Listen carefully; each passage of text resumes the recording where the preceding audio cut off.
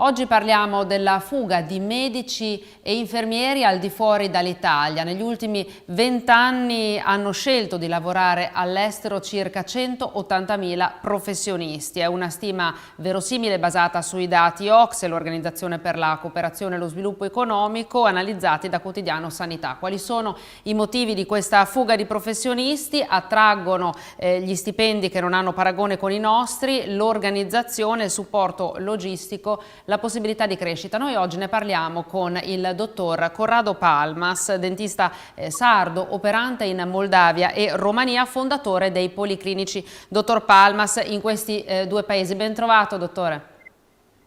Grazie dell'invito, saluto a tutti i Lei telespettatori. in che anno ha deciso di spostare la sua professionalità al di fuori dall'Italia e per quale motivo? Più di 10 anni fa, più colleghi mi dicevano non ci fai nulla in Italia, vattene, hai idee che difficilmente potrei applicare qua e insegui i tuoi desideri. I miei desideri era andare a realizzare un qualcosa che potesse aiutare le persone. Quello che avrei voluto fare l'ho potuto poi fare negli anni successivi all'estero e ho realizzato tutto quello e oltre che avevo in mente. Allora avevo 26 anni, non avrei immaginato, ecco, sarei cresciuto così tanto. Parliamo di una multinazionale di più di 600 collaboratori che lavorano con noi, più di 24.000 pazienti curati. Ma che cosa dovrebbe cambiare nel sistema italiano, secondo lei, se dovesse dare un consiglio ai medici che restano, come vede, diciamo, il futuro dei prossimi 5 anni della nostra sanità in Italia, soprattutto la sanità pubblica? È un discorso abbastanza articolato. Diciamo che il turismo medico, ovvero i pazienti che prendono un aereo, un treno, l'automobile per andare a curarsi da un medico in un'altra città, parliamo anche di turismo medico interno, per esempio, che conosciamo molto bene. Quanti italiani dal sud partono per andare negli ospedali del nord? Quanti pazienti dalla Svizzera vengono a curarsi in Lombardia? O quanti pazienti magari italiani hanno l'oculista in Francia oppure vanno a fare interventi in Germania. Allo stesso modo anche i medici sono liberi di spostarsi con l'aereo, l'automobile e il treno.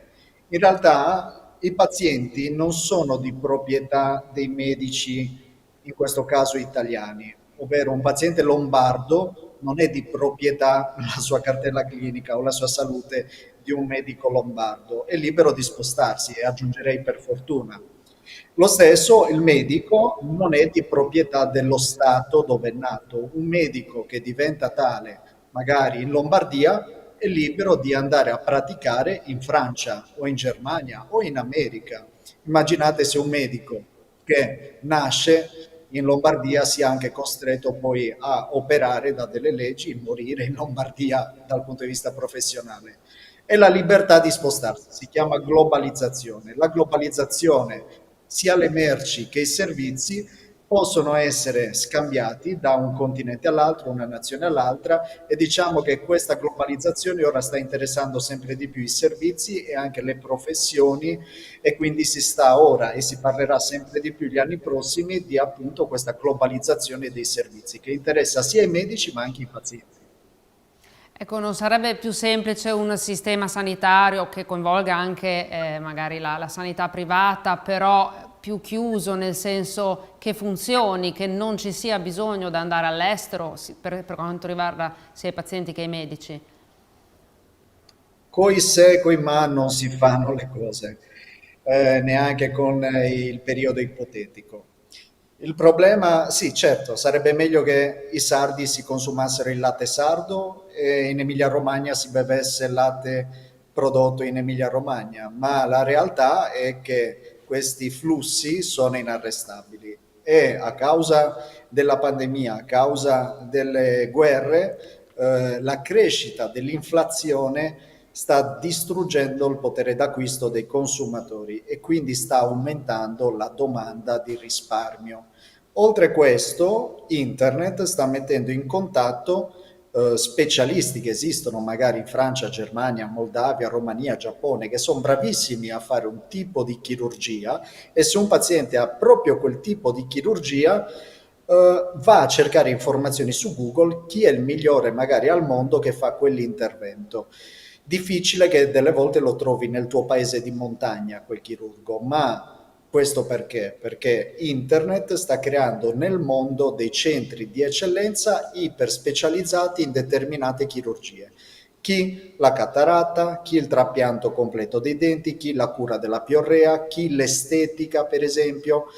E internet sta creando questi mostri, chiamiamoli così, di eccellenza in delle singole branche, dei singoli addirittura interventi, dove da tutto il mondo chi ha bisogno di quel singolo intervento va a convergere a imbuto proprio in quelle strutture. Quello che succede è che nel mondo si stanno sviluppando dei centri di eccellenza per i singoli interventi.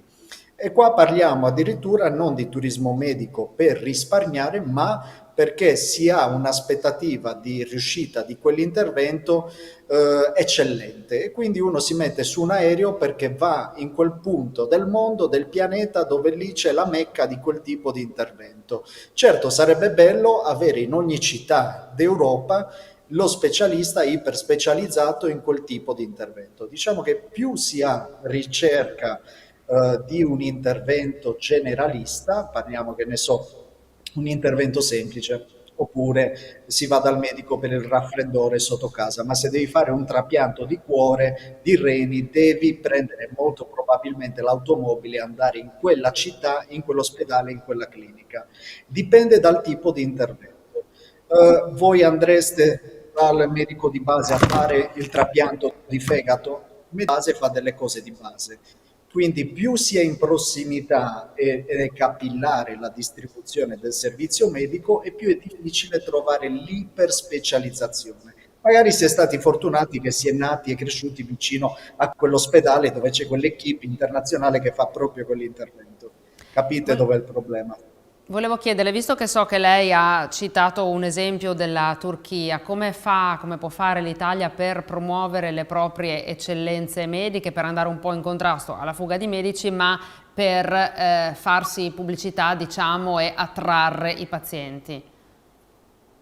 Fiere di settore, esistono anche per la salute le fiere di settore.